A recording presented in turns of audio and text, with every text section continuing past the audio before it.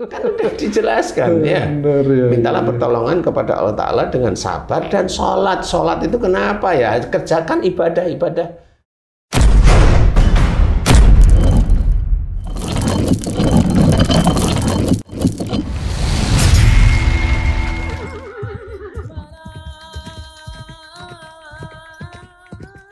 Bismillahirrahmanirrahim. Assalamualaikum warahmatullahi wabarakatuh. Waalaikumsalam warahmatullahi wabarakatuh. Amin ya rabbal alamin. Para pemirsa dan sahabat beriman dimanapun berada, kita jumpa lagi di Ustadz Danu Official Channel bersama saya Tung dan sahabat saya Bang Jainuddin. Pada kesempatan kali ini kita akan ngaji lagi bersama guru kita semua, Pak Ustadz Danu. Assalamualaikum Pak Ustadz. Waalaikumsalam warahmatullahi wabarakatuh. Amin ya rabbal alamin. Pak Ustadz izin mau bertanya nih,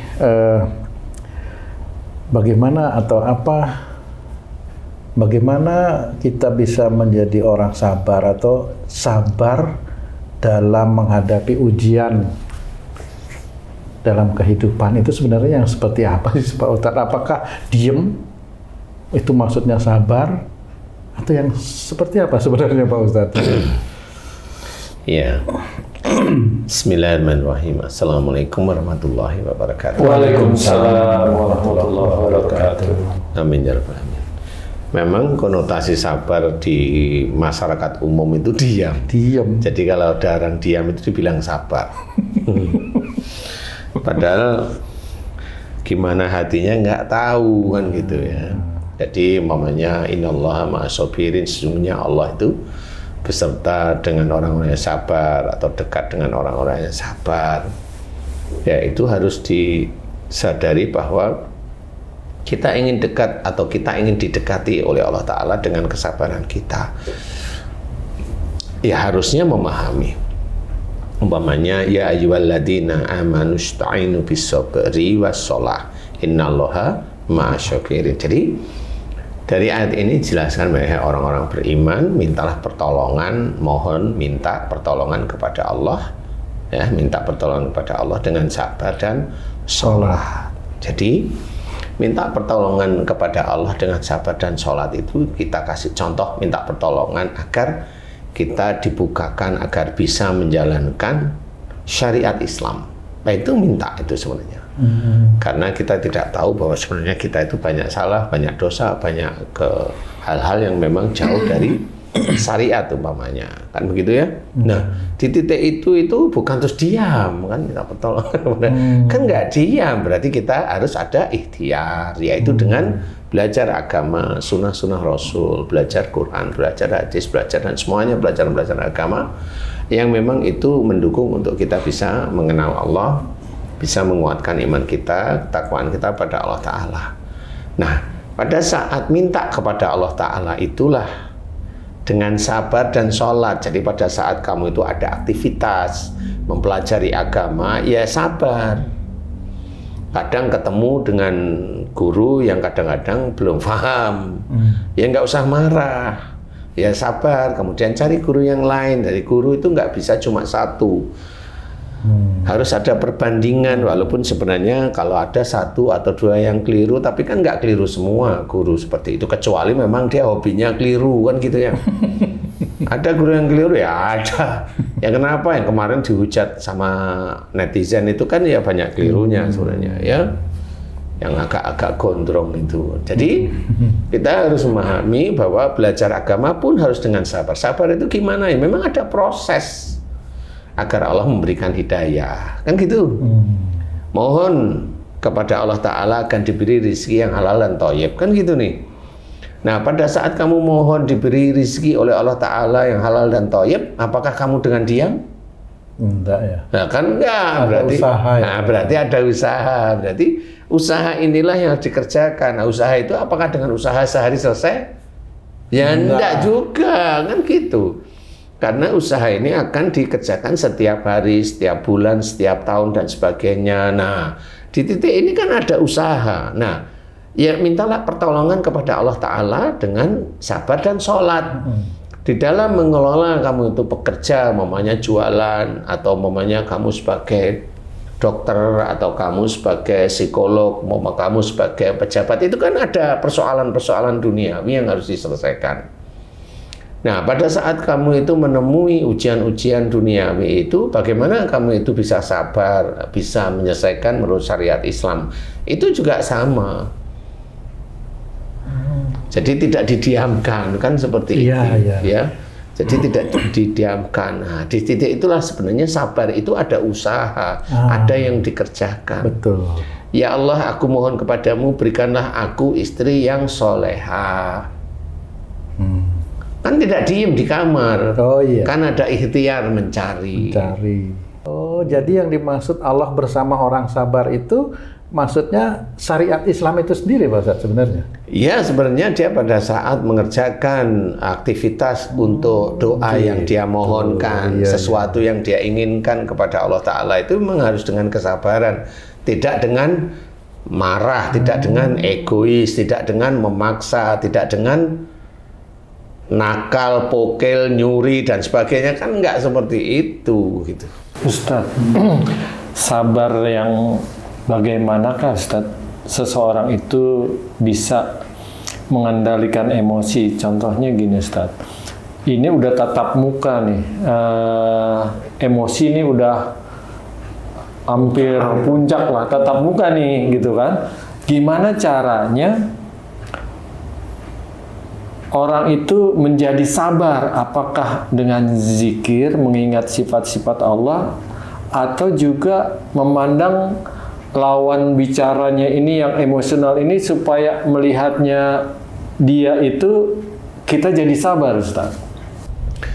Jadi kalau sudah tatap-tatapan seperti itu, ada memang beberapa hal yang bisa kita kerjakan. Tidak pada saat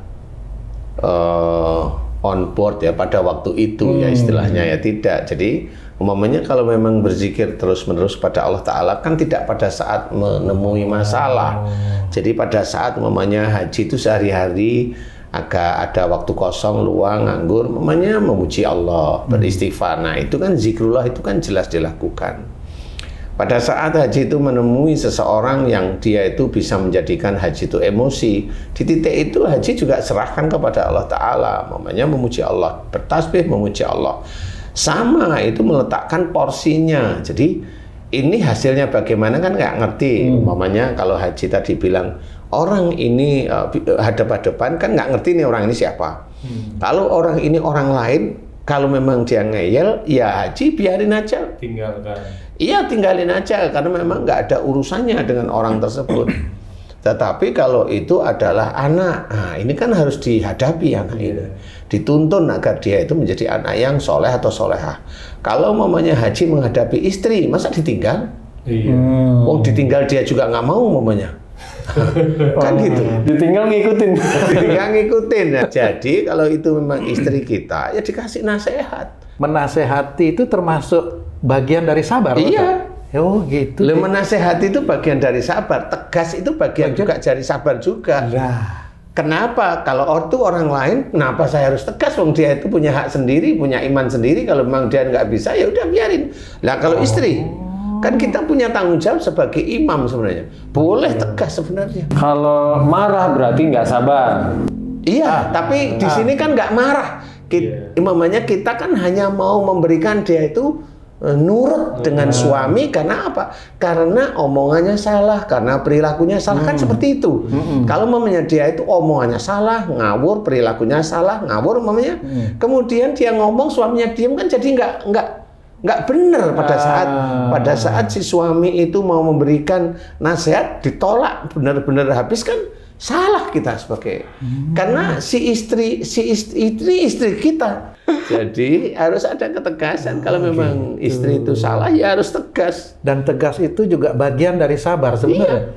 Ini untuk siapa Pak Ustadz sebenarnya? Ya, itu sabar keluarga. Itu. Ya untuk keluarga, untuk sehari-hari juga sama.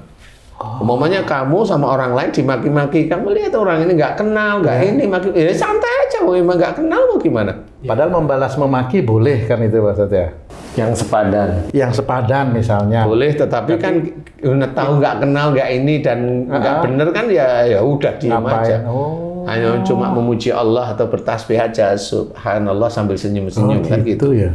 Jadi memang harus kalau itu keluarga memang harus ada ketegasan, bukan marah. Tidak ada unsur marah, adanya unsur tegas. Tegas itu betul-betul jangan lakukan karena Allah. Karena ada kewajiban. Karena ada kewajiban kitanya. Sabar. Berarti sabar itu sebenarnya kan sebenarnya kalau mau diterjemahkan dalam aktivitas itu kan carilah cara untuk menyelesaikan masalah atau apapun yang kamu hadapi. Sebenarnya itu. Ya, sebenarnya itu. Jadi sabar itu apa itu kan? Gitu ya. Jangan putus asa. Ya. Contohnya gini misalnya Pak Ustadz, misalnya ada dalam satu keluarga itu anaknya sudah waktunya menikah tapi belum menikah. Terus dinasihati sama temannya, udah sabar aja kalau jodoh nggak kemana. Sebenarnya benar ya. Oh gitu. Sabar saya terangkan kan. Berarti dia ngomong ya sudah ikhtiar. Nanti kalau jodoh kan ketemu kan gitu. Itu maksudnya. Tapi intinya dia itu ngomong seperti saya apa enggak? Itu maksudnya. Lah ya kan beda. Kan beda. Kan gampang banget itu kadang-kadang udah sabar aja itu sebenarnya. Karena memang gurunya itu yang ngajari ya begitu itu. Sabar itu anteng diem nggak ada usaha. Kan udah dijelaskan ya. Benar, ya. Mintalah pertolongan kepada Allah Ta'ala dengan sabar dan sholat. Sholat itu kenapa ya? Kerjakan ibadah-ibadah kepada Allah Ta'ala, baik itu yang wajib, khususnya yang wajib ya, kemudian yang sunnah. Kerjain aja terus menerus, jangan putus. Yang wajibnya khususnya ya. Nah, di situ itu kan jelas. Jadi ada kita mengerjakan sesuatu, mengusahakan sesuatu, mencari solusi dan tidak keluar dari syariat Islam, itu sabar. Tapi kalau orang bilang sabar, diem itu dikira sabar. Enggak. Iya, betul. Berarti mintalah pertolongan kepada Allah dengan diam dan sholat gitu, Mas. Jadi sebenarnya banyak orang itu nggak paham bahwa sabar itu ada aktivitas yang dikerjakan yang tidak keluar dari syariat Islam. Makanya diceritakan innallaha ma'asyabirin. Sungguhnya Allah itu dekat dengan orang-orang yang berbuat sabar, berlaku sabar. Masa Allah dekat dengan orang-orang yang diam loh? Kan lucu. Itu yang jelas yang dekat kuntilanak yang dekat. Enggak, makanya di sini itu harus dipahami. Banyak atau saudara kita itu nggak paham. Sabar itu dikira diam. Jadi kalau ada orang diam, dia sabar. Mana sabar? Dia itu diam, bukan sabar. Berarti kalau kita menasihatkan orang itu juga harus hati-hati kita mengucapkan itu Pak. Sabar itu juga kita harus hati-hati. Harus hati-hati. Kasih pelajaran dulu sebenarnya Pak Ustadz ya. Sesungguhnya Allah dekat dengan orang yang sabar. Keuntungan dekat dengan Allah ini konkretnya seperti apa Ustaz? Lah kan dia mengerjakan sesuatu aktivitas dengan kalau memang diajarkan Bismillah kerjain. Semua kegiatan positif baik Bismillah. Selalu Bismillah itu kan akhirnya jadi ibadah. Apa yang dia kerjakan sehari-hari dengan kesabaran, dengan betul-betul ada di jalan Allah dengan Bismillah, Bismillah, Bismillah. Itu kan akhirnya Allah dekat dengan orang-orang seperti itu. Maksudnya Allah bukan dalam bentuk wujud toh ini Pak Ustadz ya? Ya dekat itu maksudnya begini. Dekat itu maksudnya adalah walaupun kita itu tidak meminta secara langsung rizki, harta kekayaan maksudnya, nanti Allah itu yang ngatur gitu loh.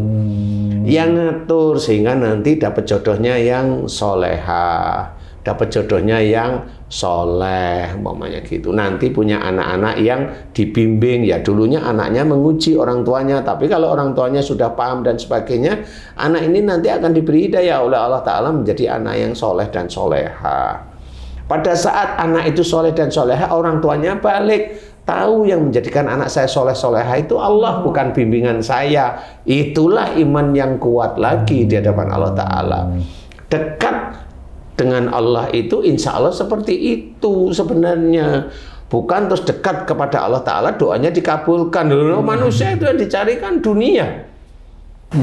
Berarti kan dekatnya lawannya jauh dari Allah, dekat dari Allah. Kalau dekatnya Allah lebih peduli gitu maksudnya. Iya. Jadi istilahnya bos itu anggap aja seperti bos itu, kita itu suruh apa mau, suruh apa mau, suruh apa mau. Yang dulunya umpamanya orang itu gajinya kecil kan mulai dinaikin. Dulunya umpamanya gajinya dinaikin, dia ngontrak dan sebagainya jauh, dia kasih di sini, udah kamu tidur sini. Akhirnya kan rezekinya kan dia posisi tertentu. Dia kerja benar, bosnya tahu ini kok masih sendiri, dia nyari siapa yang cocok sama ini, dia nyariin sendiri dan pas dan sebagainya. Begitu aja cara Allah. Ya itu kan namanya Allah dekat. Yang kita tidak pernah tahu bahwa dengan begitulah Allah itu memberikan petunjuk atau hidayah kepada kita. Lebih perhatian ya. Lebih perhatian. Sebenarnya kita itu sudah diberi oleh Allah Ta'ala setiap saat. Tapi nafsunya manusia itu selalu minta aja kaya. Minta aja kaya. Begitulah kalau orang yang nggak paham bahwa Allah itu tidak mengajarkan kaya. Rasulullah itu tidak mengajarkan kaya. Walaupun ada sahabat Rasul yang kaya, iya, tapi Rasulullah tidak mengajarkan. Kan seperti itu. Allah yang mengatur nantinya seperti itu. Nah, disinilah kita yang jarang memahami bahwa kedekatan Allah dengan kita, kita berlaku sabar, aktivitas sehari-hari ini hanya karena Allah. Itu kan belajar beneran. Ada masalah ini disikapi dengan baik, ada masalah dengan ini kita sikapi dengan baik. Begitu. Nah, itulah insya Allah sabar. Dia tidak ada unsur marah. Dia unsurnya mendidik. Baik itu pada istri, baik untuk diri kita sendiri, baik untuk ujian menghadapi kehidupan kita sehari-hari. Ya belajarlah seperti itu. Itu untuk melatihnya bagaimana Pak? Apa dengan berzikir terus, memuji Allah terus, itu berlatih untuk menjadi sabar itu juga Pak? Kamu mau naik kuda itu memang mandangin kudanya sambil berzikir. Saya tanya aja. Saya tanya aja. Gimana? Kamu kalau memang mau jadi jago naik kuda, emang kamu pandangin kudanya sambil berzikir? Saya tanya. Enggak. Terus apa? Ya belajar. Ya sudah sama. Jadi yang namanya sabar itu tidak hanya cuma berzikir. Berzikir itu mengingat Allah melalui lisan, bukan untuk melakukan kesabaran. Nah, termasuk berlatih untuk tidak marah itu Pak Ustaz. Iya, sama. Karena kan tidak ada instan kayak tadi pandang-pandangan mata terus bagaimana sabar. Itu kan tidak instan langsung bisa, tidak bisa begitu. Ya salah satunya belajarnya yang melalui seperti ini. Kan ngerti? Oh iya, benar. Ya kan gitu pemahaman. Nah, itulah hidayah dari Allah Ta'ala. Kalau memang Allah memang mau mengizinkan ya insya Allah bisa. Karena memang harus belajar. Makanya kalau memang mau kamu jago naik kuda, emang kamu zikir sambil liatin kuda? Kan enggak. Jadi insya Allah sabar itu tidak diam. Sabar itu ada aktivitas, tapi tidak keluar dari syariat Islam. Ada tugas kita sebagai imam, ada tugas kita sebagai seorang muslim atau muslimah, ada tugas masing-masing. Dan itu sabar itu ada pergerakan, ada aktivitas. Dan aktivitas tersebut tidak keluar dari syariat Islam. Insya Allah itu sabar. Makanya innallaha ma'as-sabirin itu sebenarnya bukan artinya kan sesungguhnya Allah dekat dengan orang yang diam, kan bukan seperti itu. Dengan yang sabar, artikan dulu sabar itu seperti apa. Berarti Allah itu dekat dengan orang yang melakukan aktivitas sehari-hari, mencari solusi untuk menyelesaikan masalah, tetap tidak keluar dari syariat Islam yang seperti itu. Itu yang akhirnya mengakibatkan bahwa sabar itu tidak ada batas sebenarnya. Iya. Batasnya kalau kamu mati. Ya. Kadang orang kan kalau marah tuh sabar tuh ada batasnya loh. Itu juga nggak apa-apa. Karena dia memang ilmunya sudah buntu gitu. Itu memang ada batasnya. Kan dia harusnya ngomongnya bukan sabar ada batasnya. Iya benar. Ya. Diam itu ada batasnya. Oh, itu masih benar. Sekarang saya tidak diam kan gitu sebenarnya. Salah itu. Dan itu di lingkungan kita seperti itu. Salah kalau sabar itu tidak ada batasnya. Sama seperti kita belajar agama. Belajar agama itu ada batasnya. Kata siapa? Tidak ada batasnya. Benar. Ya, mudah-mudahan ini bisa menjadi manfaat. Alhamdulillah. Bagi kita semua. Wallahu a'lam. Amin. Alhamdulillah. Alhamdulillah, terima kasih banyak Pak Ustadz penjelasannya. Sahabat beriman dimanapun berada, sampai di sini perjumpaan kita kali ini. Terima kasih atas perhatiannya. Wassalamualaikum warahmatullahi wabarakatuh. Waalaikumsalam warahmatullahi wabarakatuh. Alhamdulillah. Alhamdulillah.